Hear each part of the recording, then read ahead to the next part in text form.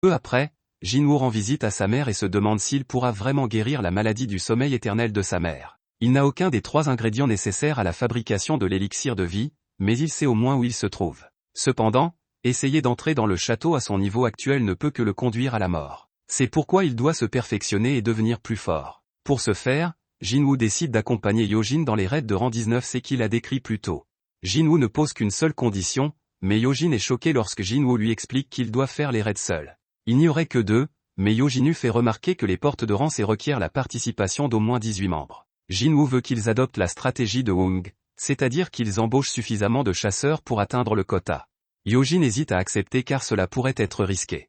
Jinwoo fait remarquer qu'à eux deux, vaincre 19 raids serait incroyablement impressionnant, et que son but est d'impressionner son père. Yojin accepte catégoriquement et déclare qu'il s'occupera de tout. Ailleurs, Cha fait un peu d'exercice en courant en rond et prend un moment pour reconstituer les fluides vitaux de son corps avec de l'eau. Elle demande à la personne qui la harcèle de sortir de sa cachette, et un certain Yoon se présente. Ailleurs, le père de Yojin lui explique que les choses ont radicalement changé depuis l'apparition des portes, il y a 10 ans. L'infrastructure mondiale ne peut même plus fonctionner sans les ressources des donjons. Les chasseurs sont les seuls à pouvoir récupérer ces ressources vitales, ils sont donc aussi vitaux et sont supervisés par l'association des chasseurs. L'association est responsable de beaucoup de choses, dont la gestion des portes, mais ce ne sont pas eux qui en profitent le plus. La grande majorité des ressources vitales des donjons sont collectées par les guildes, qui sont devenues extrêmement riches. La guilde des chasseurs, la guilde du tigre blanc, la guilde des faucheurs, la guilde de la renommée et la guilde des chevaliers sont les 5 plus grandes guildes du pays. Elles ont le monopole de tous les profits liés aux donjons, mais le père de Yojin n'a pas l'intention de laisser cette situation perdurer.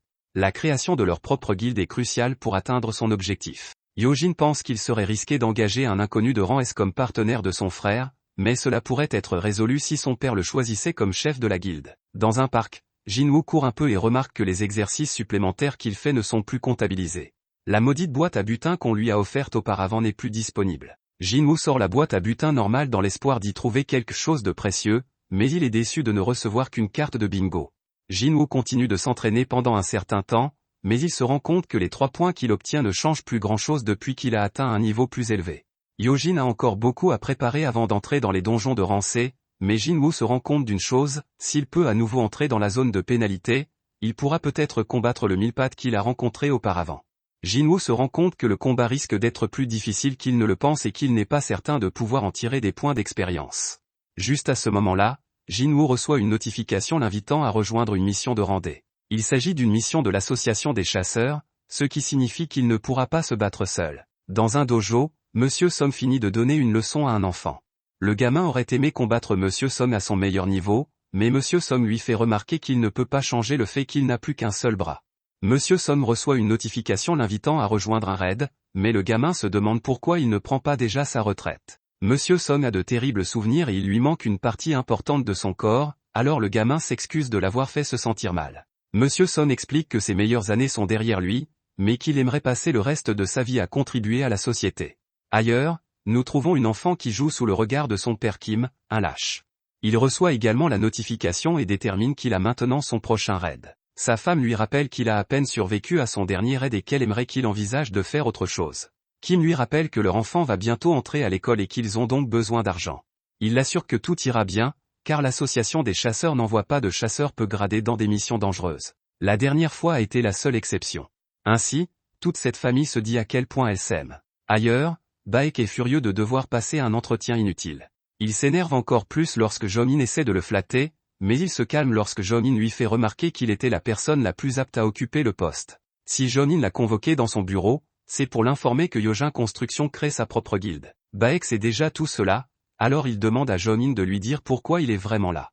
Dans la chambre de Jioa, sa mère lui dit de renoncer à devenir chasseur. Jioa est une chasseuse de rang B, mais sa mère pense toujours qu'elle ne fera que gêner tout le monde. Elle veut que Jioa rentre à la maison, mais cela met Jioa en colère et elle déclare que sa mère doit arrêter d'essayer de diriger sa vie. Jioa déclare qu'elle peut prendre ses propres décisions, et elle le prouve en lui raccrochant au nez. Jioa reconnaît qu'elle se met peut-être en travers de son chemin, mais elle aimerait quand même essayer d'aller mieux. À ce moment-là, nous voyons qu'elle a également reçu la notification concernant le raid de randée. De retour au bureau, Cha passe devant Baek et dit à Jomin qu'elle a été approchée par un éclaireur. Il vient de Yojin Construction, et ils veulent qu'elle les rejoigne en tant que chef de guilde. Elle a bien sûr décliné l'offre, mais elle est curieuse de savoir de quoi il a parlé avec Baek. Baek traîne dans un bar et repense à la conversation. L'île de Jigo a été fermée depuis l'échec du raid et les gens essaient d'oublier la terreur qu'elle représente. Jonin est considéré comme l'arme de l'humanité, mais il ne pourra jamais oublier l'île de Jigo et ce qui s'y est passé. Il prévoit de nettoyer l'île dans un avenir proche, et pour ce faire, il a besoin que Baek et les autres soient sur la même longueur d'onde. Ils doivent devenir plus forts, rassembler des alliés et influencer l'opinion publique. C'est pourquoi il a organisé l'entretien et demandé à Shah de commencer à former de nouveaux chasseurs. Jonin rappelle à Baek qu'il a lui aussi laissé quelque chose sur cette île, et Baek se souvient avoir perdu ses anciens amis. Dans un endroit sombre, un homme plaide pour que les gens soient éliminés. Chez Jinwoo, Gina est surprise de voir à quel point Jinwoo est occupé. L'ancien Jinwoo avait besoin de récupérer pendant des semaines après chaque porte, et elle se demande si tout son entraînement porte ses fruits. Jinwoo part en mission sans ses affaires, et elle s'inquiète parce qu'il agit comme s'il ne faisait qu'une simple visite au magasin. Ailleurs, Monsieur Som réfléchit au fait qu'il est un épéiste, mais que sa capacité éveillée n'a rien à voir avec la puissance physique. Les arts martiaux qu'il a appris pendant des décennies sont inutiles à l'intérieur d'un donjon, et ses pouvoirs de focalisation magique rendent son épée inefficace contre les bêtes magiques. C'est à ce moment-là qu'il croise Jinwoo, qui lui fait remarquer à quel point il est différent. Jinwoo ne sait pas pourquoi sa jambe est réapparue, et Monsieur Som suppose qu'un guérisseur de haut rang a dû le trouver ce jour-là. Monsieur Som n'a pas eu la même chance, car il s'est écoulé trop de temps pour que sa blessure soit guérie. Ils arrivent à la porte et sont surpris de constater qu'il s'agit d'une réunion. Kim a honte de les affronter, mais Monsieur Som estime que c'est logique après ce qu'il a fait. 5 des survivants de cette terrible journée ont été réunis, et ils se demandent ce qui se passe. Cela fait très longtemps que Jihwa n'a pas vu Jinwoo, et elle remarque à quel point il a changé. C'est à ce moment-là que des voyous sont déposés, et ils se prennent immédiatement d'affection pour Jihwa. Kang est là aussi, et il demande aux gars de se calmer. On explique à notre groupe qu'ils vont être rejoints par des prisonniers remplaçant les chasseurs. Ce sont des chasseurs condamnés, et ils participeront pour réduire leur peine. Monsieur Som n'arrive pas à croire qu'ils sont censés se battre aux côtés de criminels, mais la femme leur assure qu'ils ne poseront pas de problème. Il manque de personnel et n'ont pas d'autre choix. Au cas où, Kong les accompagnera, il est de rang B, donc si les choses tournent mal, il pourra facilement s'occuper des 3 criminels de rang C. Jinwoo recommande à Jihwa de s'occuper de celui-ci, mais elle refuse de le laisser partir sans elle. Les criminels sont libérés, et même eux se demandent si c'est vraiment une bonne idée. Kang leur dit de se taire à nouveau et leur rappelle ce qui se passera s'ils agissent. Kang se présente aux autres et leur assure qu'il s'occupera des criminels. Jinwoo permet à Monsieur Som de prendre la direction de The Raid, et il lui en est reconnaissant. Monsieur Som prend l'entière responsabilité de l'échec de ce jour-là et attribue à Jinwoo la seule raison pour laquelle ils ont tous les 6 survécu. Il remercie Jinwoo au nom de tous les survivants, mais Jinwoo n'en a pas besoin. Kim ne s'oppose pas à ce que Monsieur Som les conduise, et Kang fixe Jinwoo pour une raison inconnue. Tout le monde se prépare à franchir la porte et Monsieur Som déclare le début du raid. Dans le donjon, les prisonniers font du bon travail en éliminant des gobelins. Monsieur Som se demande qui sont les véritables bêtes et fait la démonstration de son propre pouvoir. Le groupe de gobelins est finalement éliminé et Monsieur Som est impressionné par la force de Jinwoo. Même Joe fait remarquer que Jinwoo n'a pas encore été blessée, et elle espère que personne n'aura besoin d'elle pour se soigner. Monsieur Som reste stupéfait car même l'aura de Jinwoo est différente. Kang les fait avancer, mais il trouve une séparation sur le chemin. Le donjon a été beaucoup plus facile qu'il ne le pensait, et ils décident donc de se séparer. Ils prendront un peu plus de risques, mais ils pourront traverser le donjon plus rapidement. Jinwoo est capable de sentir que le boss du donjon se trouve sur le chemin de gauche, mais il ne le dit à personne. Il n'a pas beaucoup gagné en niveau à cause des faibles gobelins, aussi Jinwoo demande-t-il à son groupe d'emprunter le chemin de gauche. Ils se séparent, mais Kang regarde étrangement Jinwoo. Le membre du groupe de Kim et l'autre lâche, et Kim décide qu'ils devront s'excuser auprès de Jinwoo pour l'avoir abandonné lors du premier raid. Ils sont sûrs qu'il n'acceptera pas leurs excuses, mais Kim décide qu'il doit essayer s'il veut continuer à être un chasseur. De l'autre côté du chemin, les prisonniers éliminent facilement un autre groupe de gobelins. Kang leur demande étrangement s'ils seront capables de faire la même chose contre les humains, et ils leur répondent que cela ne ferait aucune différence. Un regard dans le passé montre que Kang a appris que la fille d'un homme a été agressée par 3 hommes. Sa fille s'est suicidée par la suite, mais cet homme était furieux car les 3 hommes allaient être libérés de prison dans quelques années seulement. Pour ne rien arranger, ce sont des chasseurs, et les chasseurs sont autorisés à participer à des raids pour réduire leur peine. C'est incroyablement injuste, car sa fille ne pourra jamais rentrer à la maison. L'homme apporte 3 millions de yuan et propose de les donner à Kang s'il élimine les 3 prisonniers. Kang est absolument fou car il dit maintenant aux prisonniers ce qu'il dira aux inspecteurs lorsqu'il quittera le donjon sans eux. Il dira que les prisonniers ont été éliminés par une meute de 100 gobelins. Kim poursuit son chemin, mais il est choqué de constater qu'il rejoint le chemin de Kang, et il trouve Kang en train de massacrer les prisonniers. Kang explique aux prisonniers qu'on lui a demandé de les faire souffrir, mais il est interrompu par Kim. Le sang-froid de Kang élimine le dernier prisonnier et décide qu'il va devoir changer ses plans en se dirigeant vers Kim. Jin-woo pense à la façon dont Kang l'a vu à l'hôpital et espère qu'il ne se souvient pas de lui. À ce moment-là, ils entendent des cris et se précipitent à la recherche des prisonniers morts. Kang a également été éliminé, et Jin-woo est choqué de voir Kim en mauvais état. Joe le soigne, mais Monsieur Song peut dire que ce n'est pas l'œuvre d'une bête magique, l'arme utilisée était trop tranchante, et celui qui l'a utilisée a évité de l'achever à plusieurs reprises. Kim a renoncé à survivre, mais Jin-woo lui rappelle qu'il a une famille. Jin-woo exige qu'il reste en vie, sinon il ne pourra pas continuer à lui faire des reproches. Kim utilise son dernier souffle pour s'excuser auprès de Jin-woo, et il s'éteint. À ce moment-là, Kang tente d'éliminer Joe, mais Jin-woo l'en empêche. Kang est impressionné par sa rapidité et Monsieur Song réalise que Kang est responsable du massacre. Au lieu de blâmer les gobelins, Kang dit que les prisonniers ont éliminé tous les autres chasseurs. Il dit ensuite qu'ils ont essayé de l'éliminer, mais qu'ils n'y sont pas parvenus, ce qui explique pourquoi il est le seul survivant. Monsieur Song retient Jin-woo car il ne le croit pas capable d'affronter Kang. Monsieur Song va le combattre à la place, mais il pense que Kang est de rang B, un niveau au-dessus de lui. Joe lui donne un coup de pouce, et Monsieur Song essaie d'utiliser ses compétences en matière d'épée pour abattre Kang. Kang réussit à ne pas se faire toucher une seule fois et félicite Monsieur Song pour ses connaissances. Jin-woo analyse la situation et constate que Monsieur Song parvient à se maintenir, mais qu'il n'est pas assez rapide pour gagner. Kang parvient à porter un coup dévastateur, mais il s'énerve lorsque Joe soigne rapidement Monsieur Song. Kang décide de l'éliminer en premier, mais Monsieur Song l'en empêche. Kang ayant sous-estimé le vieil homme, Monsieur Song lui explique qu'il a déjà entraîné des chasseurs de rang S par le passé. Il n'y a aucune chance qu'un mage comme lui puisse vaincre un assassin, alors Kang l'amène près de la mort. Joe est trop effrayé pour le soigner, alors Kang se prépare à mettre fin à la vie de Monsieur Song.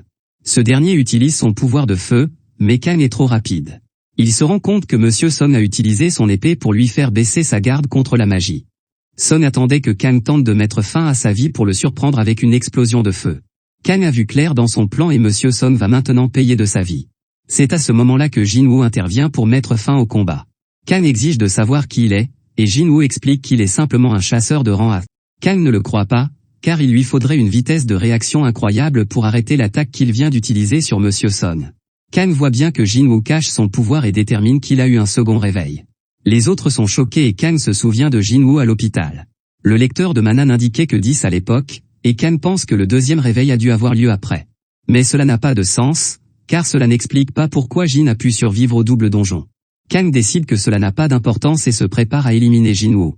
Jin-woo veut savoir ce qui vient de se passer, et Kang lui explique qu'il n'a fait qu'appliquer la justice en éliminant les prisonniers. Jin-woo se fiche éperdument d'eux, mais il veut savoir pourquoi il a éliminé Kim et Kong. Jin-woo fait remarquer que Kang aurait pu agir rapidement, mais qu'il ne l'a pas fait. Au lieu de cela, Kang semble les avoir torturés et avoir joué avec eux. Un autre retour en arrière, lorsque Kang a parlé à son père, montre Kang expliquant qu'il a reçu d'énormes offres pour rejoindre les plus grandes guildes. Cependant, il choisit de travailler pour des clopinettes au sein de l'association des chasseurs. La raison pour laquelle il a choisi cette voie est qu'il trouve les gens beaucoup plus amusants à tuer que les bêtes. Un combat s'engage entre Kang et Jin-woo, et les deux spectateurs sont stupéfaits par leur vitesse fulgurante. Kang voit bien qu'ils ont pratiquement la même carrure, mais il détermine qu'il a beaucoup plus d'expérience dans le combat contre des adversaires de haut rang. Kang utilise cette expérience pour prendre le contrôle du combat, mais il est choqué lorsque Jin-woo lui demande d'être un peu moins sanguinaire.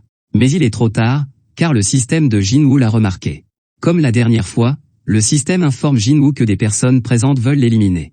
Jin-woo se voit alors confier une nouvelle fois la mission d'éliminer ses adversaires. Jin-woo est englouti par une puissance obscure, mais Kang est confus car il pense qu'il devrait avoir l'avantage dans ce combat.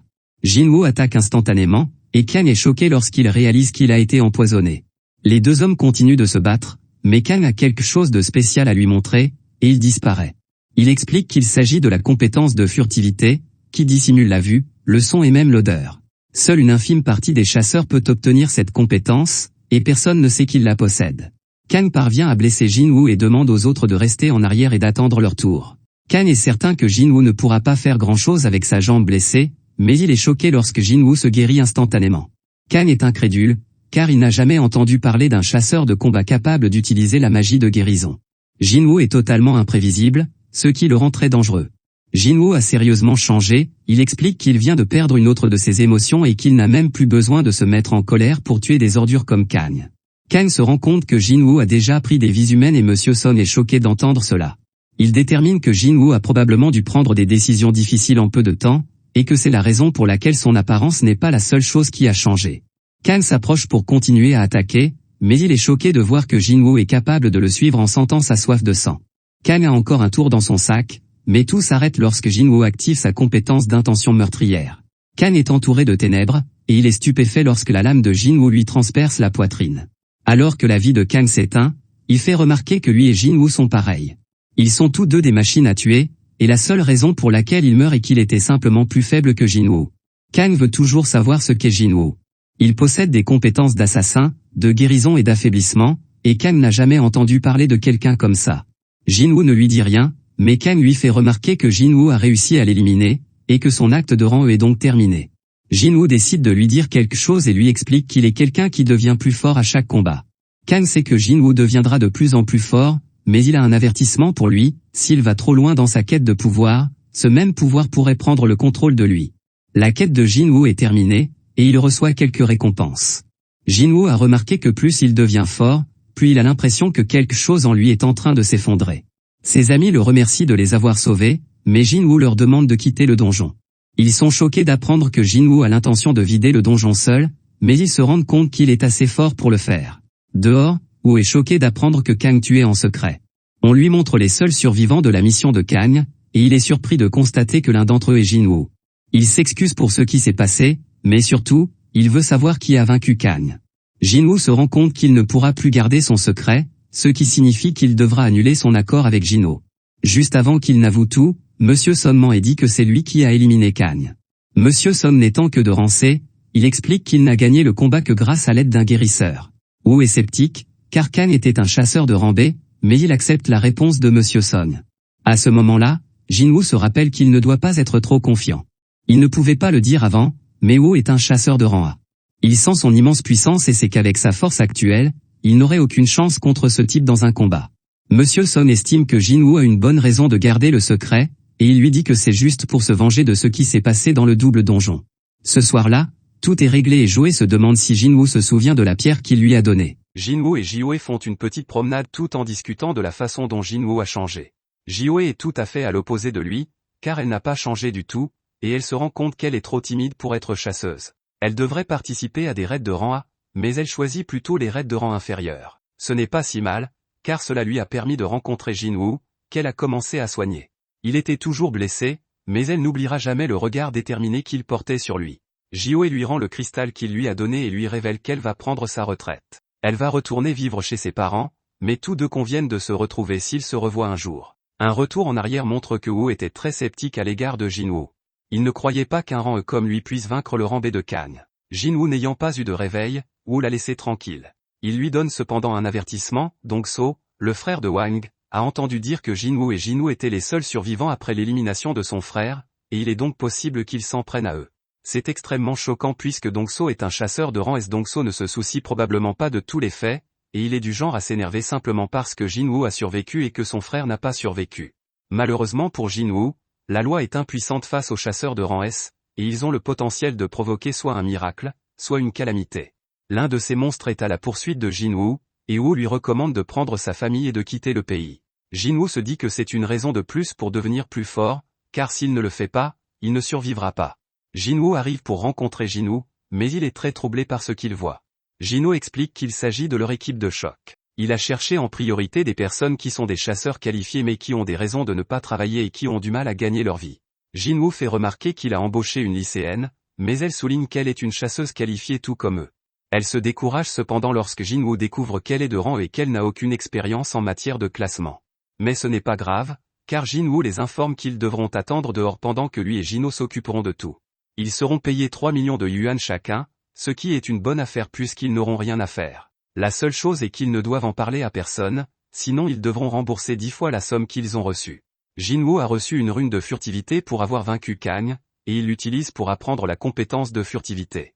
Jinwoo est prêt à partir, et Jinwoo est choqué de voir qu'il a revêtu une armure incroyablement chère. Jinwoo lui prouve qu'il est illogique de porter cette armure et exige qu'il l'enlève. Jinwoo lui permet au moins de garder le casque, et ils entrent tous les deux dans le portail. Les autres chasseurs pensent qu'ils sont fous d'aller seuls dans un donjon de rang C, mais il s'en fiche puisque le contrat est déjà conclu. La sœur de Jinwoo se demande où est son ami Som-yi, et nous voyons qu'elle est la lycéenne de l'équipe de choc de Jinwoo. Les chasseurs discutent du fait qu'une équipe complète prendrait 2 heures pour mener à bien ce raid, et lorsqu'ils voient Jinwoo apparaître du portail, ils pensent qu'ils se sont simplement enfuis. Bien sûr, ils sont choqués de voir que le portail se referme après leur sortie, ce qui signifie qu'ils sont sortis du donjon. Les chasseurs sont incrédules, mais Jinwoo leur dit de se dépêcher, car il veut se rendre à un autre portail. Leur objectif est de faire 3 raids en une journée, mais les chasseurs sont encore choqués d'en avoir fait un. Au cours d'un autre raid, Jinwoo détruit un groupe de gobelins tandis que Jino termine l'exploitation minière. Jinwoo achève les gobelins et monte en niveau. Le raid suivant est également un succès, et Jinwoo monte encore en niveau. Les jours passent, et les 2 hommes continuent de vaincre des donjons par eux-mêmes. Ils commencent à affronter des monstres de plus en plus forts, mais Jino peut voir que Jinwoo devient lui aussi beaucoup plus fort. La compétence de furtivité de Jinwoo est très utile, et sa compétence dash augmente. Il gagne quelques compétences supplémentaires et découvre qu'elles sont très puissantes lorsqu'il les utilise sur un loup. Jinwoo a maintenant un tas de nouvelles compétences, mais pas assez de mana pour les utiliser très longtemps. Il prend une potion pour remédier à ce problème et décide de se concentrer sur l'amélioration de ses capacités intellectuelles à l'avenir. Il décide également de ne pas retourner au château des démons pour le moment, car il se considère comme un chasseur de rang BOA. C'est à ce moment-là que le système lui indique qu'il a atteint le niveau requis pour une quête de changement de poste. Ailleurs, le directeur d'une autre guilde, Han Sang-min, apprend qu'une équipe de choc dépense le double du prix du marché pour acheter des portes de rang C. Le chef de cette équipe est le jeune et riche Jino, mais son équipe semble avoir été constituée à la hâte. Han reconnaît le nom de Jinwoo lors de l'incident du double donjon, et il a le sentiment qu'il se passe quelque chose d'intéressant. Ailleurs, Jinwoo et Jino sortent victorieux d'un autre portail. Jinwoo se demande si Som-yi a un problème oculaire, mais elle répond que ce n'est rien. De retour chez Han, son assistant est choqué d'entendre qu'il pense que Jinwoo s'est réveillé. Jinwoo a réussi à survivre à 3 catastrophes majeures, il y a eu beaucoup de morts à chaque fois, mais il a toujours été parmi les survivants. Le réveil est la seule façon de rendre cela possible, et Han part donc en éclaireur auprès de cette recrue prometteuse. Han arrive au portail par lequel Jinwoo est entré, mais il est choqué de voir que cela ressemble à une sorte de pique-nique. Son Y explique que la zone est interdite et doit leur préciser qu'elle est une chasseuse. Elle avoue faire partie de la Strike Team, et Han est choqué de réaliser que Jinwoo a laissé tout le groupe derrière lui pour entrer lui-même dans le donjon. Han pense que Jinwoo pourrait être sa plus grande trouvaille, mais il part étonnamment. Les gars sortent de la porte, et Jinwoo révèle à Jino qu'il est occupé demain, il ne pourra pas faire de raid, alors ils en attendent quelques-uns. Nous avons ensuite un aperçu d'une scène très étrange, et Choi se réveille de son cauchemar. Il jette un coup d'œil à la paperasse et constate qu'il est presque temps de partir en mission de reconnaissance sur l'île de Juju. Jinwoo termine sa journée de raid et Han se présente comme le directeur de la guilde des Tigres Blancs. La guilde des Tigres Blancs est l'une des meilleures du pays et elle est toujours à la recherche de nouveaux talents prometteurs. Heureusement, Han va droit au but et propose à Jinwoo de le payer 2 fois plus que Jean Construction s'il rejoint sa guilde. Han est persuadé qu'un rang ne pourrait jamais refuser cette offre, mais il est surpris lorsque Jinwoo veut savoir combien vaut le siège de la guilde du Tigre Blanc. Il vaut 50 milliards, et il est donc choqué lorsque Jinwoo lui révèle qu'une entreprise de construction lui offre un bâtiment d'une valeur de 30 milliards. Jinwoo lui en donne la preuve, mais Han lui répond qu'il n'est pas qualifié pour lui offrir un bâtiment de 50 milliards. Jinwoo s'en va car il n'est plus intéressé, mais il veut savoir comment Han a entendu parler de lui. Jinwoo fait peur à ce type en s'assurant qu'il n'était pas en train de fouiner, et il disparaît. Han se rend compte que Jinwoo a utilisé la furtivité pour le couper, et il est choqué quand il pense que Jinwoo est un réveillé avec la capacité de furtivité. Jinwoo lui dit de ne pas se retourner, alors Han explique qu'il était juste en train d'enquêter sur les personnes qui achètent tant de portes. Jinwoo demande qui d'autre est au courant, mais Han explique qu'il n'y a que lui et l'un de ses subordonnés. Jinwoo prévient que si les gens commencent à entendre parler de lui, ils seront les premiers qu'il soupçonnera. Han accepte de garder le secret, et Jinwoo se dévoile à nouveau. Jinwoo doit continuer à acheter les portes pendant un certain temps, mais cela pose des problèmes à la guilde qui doit former des recrues. Jinwoo accepte qu'il lui achète 3 portes, mais Han est choqué lorsque Jinwoo lui dit qu'ils devront payer 300 millions de yuan pour chacune d'entre elles. L'homme le supplie de réduire le prix à 200 millions, et Jinwoo accepte étonnamment. Les 2 hommes concluent le marché pour 3 portes, mais leur interaction n'est pas encore terminée car Jinwoo veut lui donner quelque chose. Il dit à Han de fermer les yeux et d'ouvrir la bouche, et Jinwoo lui donne une potion pour guérir la coupure sur son visage. Jinwoo révèle qu'il fait confiance à Han, mais il lui rappelle de se taire. L'assistant d'Han se demande comment les choses se sont passées, et Han lui dit qu'il pense que Jinwoo pourrait être encore plus important qu'il ne le pensait. Le lendemain, Jino confirme qu'ils ont reçu les 600 millions de yuan. Jino fait remarquer qu'ils allaient de toute façon annuler ces portes, et qu'ils n'arrivent pas à croire que Jinwoo ait réussi à obtenir autant pour eux. Jino veut en savoir plus, mais Jinwoo explique qu'il s'agit d'un secret commercial. De retour à la guilde du Tigre Blanc, Han se rend compte que Jinwoo l'a escroqué car plusieurs portes de rancée sont apparues, et elles se vendent toutes pour moins de 70 millions de yuan. Jinwoo lui envoie un message disant qu'ils sont quittes maintenant parce qu'Han l'a espionné. Han se rend compte que Jinwoo n'est pas quelqu'un à qui l'on peut faire confiance, mais il est heureux d'avoir obtenu ses coordonnées. Ailleurs, nous voyons que Jinwoo part en voyage sur la route pour découvrir ce qu'est cette quête de changement d'emploi. Jinwoo arrive dans une forêt loin de la civilisation, car il n'a aucune idée de ce qu'il attend dans la quête de changement de poste. Il a rencontré 2 donjons accessibles avec des clés, et les seules quêtes qu'il a été obligé de faire immédiatement étaient la quête de pénalité et la quête d'urgence. Cette quête est facultative, et il a même eu le temps de se décider. Jinwoo suppose qu'il s'agit d'un événement important qui le rendra plus fort en lui permettant d'acquérir les compétences les mieux adaptées à son travail, il décide donc d'accepter et la porte s'ouvre. Jinwoo se souvient qu'il n'a pas fait sa quête quotidienne et décide de la faire plus tard. Il déclare que le vrai jeu commence maintenant, et il franchit la porte. Ailleurs, Jinwoo prend un repas avec son père, et ils sont rejoints par son frère. Dans le donjon, Jinwoo découvre qu'il ne pourra pas utiliser les potions ou son rétablissement complet. Il ne pourra pas non plus partir tant que la quête ne sera pas terminée, il devra donc être très prudent. À ce moment-là, Jinwoo entend quelque chose approcher, et il se prépare. Il s'agit en fait d'une bête en armure, et Jinwoo s'empresse de l'attaquer.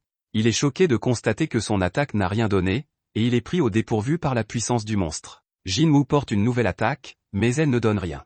Il esquive plusieurs attaques et déclare qu'il a déjà combattu des créatures plus puissantes et plus dures à l'extérieur. Jinwoo utilise alors ses mains nues et déchire le monstre. Jinwoo n'est pas très content, car il a gaspillé une utilisation de sa compétence de frappe fatale. Il ne peut cependant pas s'énerver trop longtemps, car il a de la compagnie. De retour auprès de Jinwoo, son père se demande comment se déroulent les efforts de Jinsoon pour établir la guilde. Il a entendu dire que tous les rangs S auxquels il a envoyé une offre ont refusé. C'est vrai, mais Jinsoon explique qu'il est temps pour parler avec des chasseurs d'autres pays.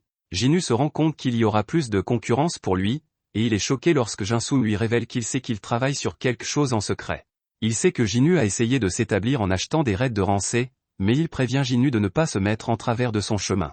Jinwoo ne dit rien, mais il est certain que Jinsoon ne parlerait pas ainsi s'il connaissait la puissance de son partenaire. De retour dans le donjon, Jinwoo s'emploie à détruire les monstres. Il se dit qu'il va bientôt devoir se reposer, mais il sent quelque chose et élimine un autre monstre. Il n'arrive pas à croire qu'il s'agissait d'un monstre furtif et qu'en plus, un mage capable d'utiliser la magie de la lumière est apparu.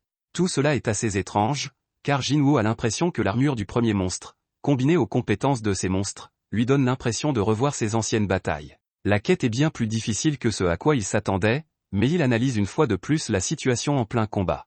Il passe en revue ce qu'il lui faut pour vaincre chacun de ses ennemis, l'homme en armure n'encaissera pas de dégâts s'il n'a pas assez de force, et l'homme furtif ne pourra pas être détecté s'il n'a pas assez de perception. Le mage doit être contré par l'intellect, mais Jinwoo n'a pas beaucoup augmenté cette caractéristique. Sa fatigue s'accumule rapidement, et il devra bientôt mettre fin au combat. Ailleurs, nous voyons que Choi rencontre les autres chasseurs alors qu'ils sont prêts à se rendre sur l'île de Jigu. De retour dans le donjon, Jinwoo parvient à vaincre les monstres. Il découvre qu'il a reçu une plaque de poitrine et réalise qu'il n'a pas encore fait grand-chose avec l'équipement. Jinwoo l'enfile et se réjouit de voir qu'elle peut devenir invisible et qu'elle ne limite pas ses mouvements. Le niveau de Jinwoo a augmenté, et il a aussi beaucoup d'objets en or. Il a récupéré sa fatigue et continue à avancer dans le donjon. Jinwoo ouvre la porte géante, et la bourrasque de vent qui en sort lui donne des frissons. À l'intérieur se trouve une sorte de salle du trône, et il est choqué par ce qu'il attend. Le son qu'il entend et la présence qu'il ressent font que tout son corps se souvient de quelque chose. La pression qu'il ressent est du même niveau que celle qu'il a ressentie dans le double donjon.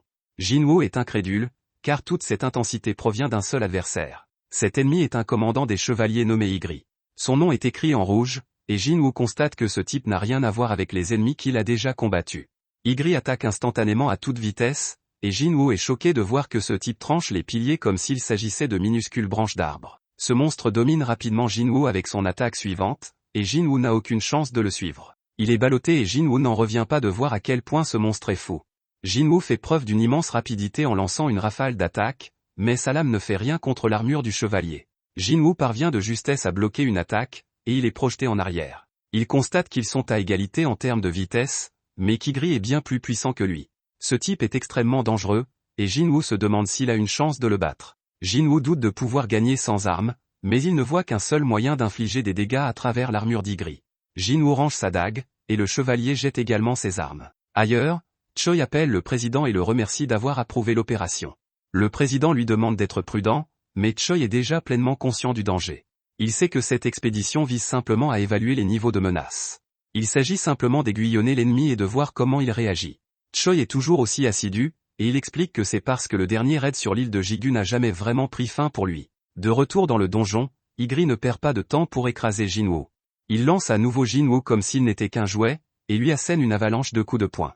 Jinwoo est envoyé à travers un mur, et il est choqué par son adversaire. Il bloquait tous les coups, mais il a tout de même l'impression d'avoir perdu 500 HP.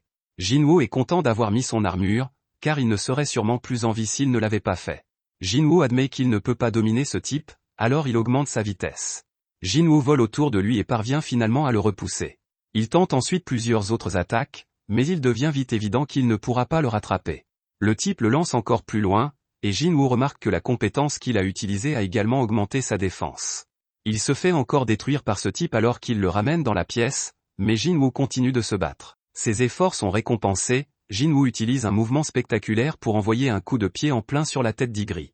Jinwoo se rend compte que c'est peut-être mauvais pour lui, et le chevalier attaque avec encore plus de férocité. Jinwoo continue de se faire battre à plate couture, tandis qu'Igri le jette sur le trône et le regarde fixement. De retour à la maison, Jina laisse un dîner à Jinwoo et part étudier. Nous voyons également la mère de Jinwoo à l'hôpital. De retour auprès de Jinwoo, celui-ci est en très mauvais état lorsque le chevalier prend son épée et se prépare à mettre fin à la vie de Jinwoo. Il s'apprête à donner le coup de grâce, mais Jinwoo l'arrête d'une main. Jinwoo déclare qu'il n'a pas encore perdu et repousse Igri.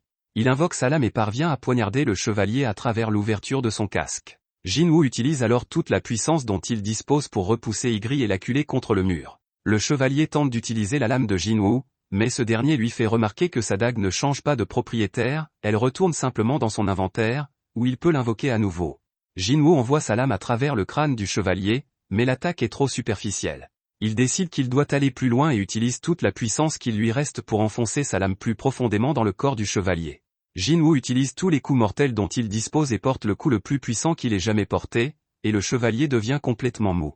Jinwoo retire sa lame et une notification lui indique qu'il a gagné le combat. Jinwoo se rend compte qu'il y avait un énorme écart entre eux dans toutes les catégories et détermine que sa victoire était vraiment un coup de chance. S'il avait commis ne serait-ce qu'une seule erreur, il serait mort. Jinwoo reçoit alors 4 récompenses, 1,5 million d'or et le casque de rang S que portait Igri. La clé du château du démon était de rang S, mais Jinwoo n'avait jamais eu d'équipement de cette qualité auparavant. Le casque augmente ses statistiques et réduit les dégâts de 15%. Jinwoo reçoit également une pierre unique pour la compétence appelée main du souverain. La dernière récompense est une pierre de téléportation instantanée.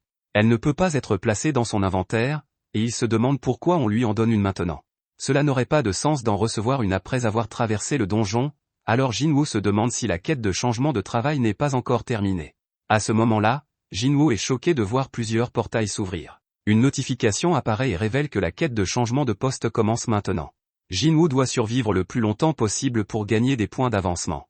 Ces points sont nécessaires pour qu'il puisse être affecté à une classe supérieure, mais Jinwoo n'a aucune idée de ce que cela signifie. Un chronomètre s'affiche et Jinwoo se rend compte qu'il va devoir affronter une infinité de vagues d'ennemis. Il est heureux de voir que ses adversaires ne sont pas aussi forts qu'Igri, car il est certain qu'il aurait été submergé en quelques secondes. Jinwoo est sûr de pouvoir les maîtriser, mais il ne peut s'empêcher de faire remarquer qu'ils sont nombreux. Jinwoo n'a pas froid aux yeux et fonce sur eux. Nous regardons ensuite les autres chasseurs s'envoler vers l'île de Jigu. Au bout d'un certain temps, nous revenons pour voir que Jinwoo est toujours en train de se battre alors que les portes continuent d'envoyer de nouveaux ennemis. Le véritable objectif de cette quête est de durer le plus longtemps possible, c'est pourquoi Jinwoo utilise sa compétence de furtivité. Il décide de gérer son mana pour gagner le plus de temps possible. Le plan de Jinwoo est complètement ruiné lorsqu'un mage brise sa discrétion. Jinwoo reprend le combat, mais les choses sont encore pires qu'avant puisqu'il ne peut plus utiliser la furtivité ou l'intention meurtrière. Jinwoo reçoit un coup d'épée dans le dos, et il est choqué lorsqu'il réalise que cela ne fait que 5 minutes. La situation devient beaucoup trop dangereuse et Jinwoo décide qu'il ne pourra pas continuer. Il déteste devoir le faire, mais il décide de se téléporter hors du donjon. Mais avant qu'il ne puisse le faire, un monstre lui arrache la pierre des mains. Jinwoo est maintenant dans le pétrin, alors qu'un groupe d'ennemis lui tombe dessus. Jinwoo continue de se faire écraser par les monstres, et il n'a plus aucun moyen de s'en sortir maintenant qu'il a perdu la pierre de téléportation. Le seul moyen de survivre est de les vaincre tous, alors Jinwoo reprend le combat. Mais la situation est plutôt désastreuse, car son endurance est à son maximum, et il ne peut pas utiliser la furtivité ou l'intention meurtrière. Bien sûr, notre garçon n'abandonne jamais et il est déterminé à survivre. Jinwoo continue de se battre pour sa vie, et il pense au fait qu'il a vécu toute sa vie en bas de l'échelle, il n'a jamais pu abandonner ses efforts, et ce moment n'est pas différent. Les jointures de Jinwoo sont toutes abîmées, et son cœur commence à s'emballer. C'est alors que les monstres commencent à parler. Les voix disent que le surnom de Jinwoo est le chasseur le plus faible de toute l'humanité. Alors qu'il est frappé à plusieurs reprises, les voix se moquent de lui parce qu'il a dû se rendre à l'hôpital après avoir franchi une porte de rang E. C'est alors qu'apparaissent les imaginaires Song et Jue, qui disent à Jinwoo d'arrêter de se forcer à se battre. Le jeune Jinwoo apparaît ensuite et lui dit qu'il a déjà parcouru un long chemin et que cela devrait suffire. L'ancien n'arrive même pas à reconnaître le nouveau Jinwoo, qui est beaucoup plus grand et en bien meilleure forme. Cependant, il explique que les changements ne sont que superficiels, au fond, Jinwoo est toujours faible et il est sur le point de mourir à nouveau. Le vieux Jinwoo déclare que Jinwoo ne sera jamais qu'un chasseur de rang E, un rêveur qui n'a jamais appris sa place dans le monde. Jinwoo parvient à éviter quelques attaques, mais il n'y parvient pas longtemps et se fait écraser. Le jeune Jinwoo lui dit que c'est ce qu'il mérite puisqu'il a cru si vite qu'il était prêt pour ce genre de combat. Ces mots commencent à convaincre Jinwoo qui se demande s'il n'a pas vraiment changé. À ce moment-là, une notification lui indique que le temps imparti à sa quête quotidienne est écoulé et qu'il devra être pénalisé pour ne pas l'avoir achevé. Heureusement, cela signifie qu'il sera emmené dans la zone de pénalité. Jinwoo réalise alors que la chance est un facteur de compétence, et le jeune Jinwoo détermine que celui qui est derrière tout cela ne veut pas qu'il meure tout de suite. Il lui dit au revoir et Jinwoo est emmené dans la zone de pénalité. À son arrivée, il est reconnaissant que cette punition lui ait sauvé la vie. Jinwoo se demande cependant si c'est vraiment de la chance ou si c'est le système qui l'a maintenu en vie. Jinwoo décide de ne pas trop y penser et utilise quelques potions pour retrouver son endurance. Malheureusement, une notification lui explique que s'il est trop gravement blessé, les potions ne lui rendront pas ses HP. Il devra soit attendre de guérir naturellement, soit essayer de se refaire une santé en montant de niveau.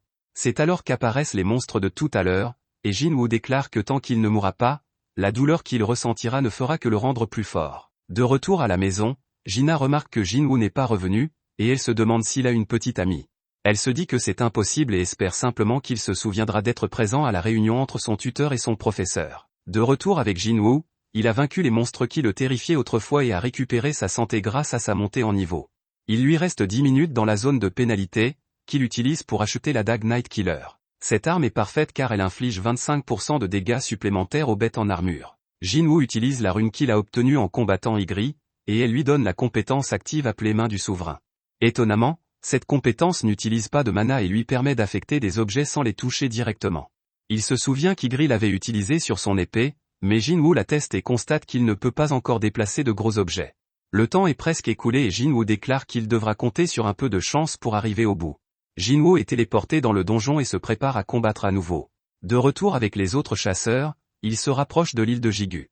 Choi apprend que de multiples sources de mana ont été détectées dans l'eau, et Troy est choqué par ce qu'il voit. Dans le donjon, Jinwoo est très satisfait des performances de sa dague Night Killer. Il n'arrive pas à se débarrasser d'un sentiment étrange, il continue de tuer les bêtes, mais il n'a pas l'impression de le faire. Ce n'est pas tout, car Jinwoo est préoccupé par les mages qui lancent des sorts sans attaquer. C'est à ce moment-là que Jinwoo réalise qu'ils sont responsables de l'ouverture des portes et de l'invocation des chevaliers. Il décide de s'en prendre aux mages et constate que la défaite de l'un d'entre eux fait s'effondrer certains chevaliers. Sachant cela, il s'attaque aux autres et prend le contrôle du combat. Les mages font de leur mieux pour se cacher derrière les chevaliers, mais Jinwoo parvient à en éliminer un autre, laissant 3 mages debout. Ces 3 derniers, très rusés, combinent leurs pouvoirs pour invoquer un golem, ce qui permet à Jinwoo de se frayer un chemin jusqu'à Igergrund. Il parvient à le mettre hors d'état de nuire pendant un moment et se dit que ces stupides mages ont dû penser qu'un monstre fort valait mieux que plusieurs petits. Jinwoo lui fait remarquer que c'est faux, car en ayant moins de cibles, il est plus facile de s'en prendre aux mages.